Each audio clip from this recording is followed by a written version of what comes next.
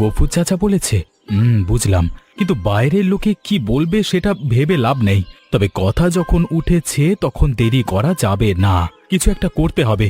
চল বাড়ি যাই, সন্ধে হয়ে আসছে। চলো, আর শুধু একটা কথা, আজকে যদি আবার কিছু হয় আমরা চুপ না থেকে কথা বলবো।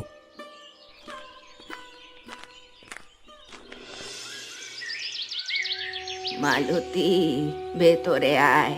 সারাদিন তোদের এই চেঁচামেচি শুনে শুনে আমার মাথা ধরেছে। এই বয়সে আর কত সইব বলতো? তো শ্বশুর বেঁচে থাকতে এই বাড়িতে এমন কাণ্ড হতো না। কি হয়েছে আমায় খুলে বল। মা, আমি কিছু করিনি। ছোট বউ নিজের হাঁড়ি খুঁজে পাচ্ছিল না, আমার ওপর দোষ চাপালো। আমি সকাল থেকে হাড় ভাঙা খাটি এই সংসারে, কেউ সেটা দেখে না, কিন্তু একটু কিছু হলেই সব দোষ আমার হয়ে যায়। তুই তো এই বাড়ির বড় বউ। তাতে কি হয়েছে মা? আমি কি এই বাড়ির জন্য কম করেছি? যখন প্রথম এ বাড়িতে এসেছিলাম তখন তো একা হাতে সব সামলেছি। শোন মালতী, তুই যে খাঁটি সেটা আমি জানি, কিন্তু তুই বড় বউ বলে তোর দায়িত্ব বেশি। রেখা ছোট, তাকে একটু বুঝে চলতে পারিস না? সংসার মানেই তো সহ্য করা।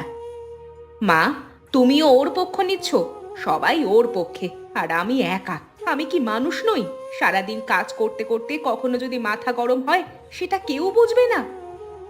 আমি কারো পক্ষ নিচ্ছি না মা। বড় হলে বড়র মতো সহ্য করতে হয়। আমি আর পারছি না মা, ঠিক আছে। আমি আমি আর কিচ্ছু বলবো না, কিন্তু একটা কথা বলে রাখি, আমার সহ্যের সীমা আছে। এভাবে চললে আমি একদিন চলে যাব আমার বাপের বাড়িতে।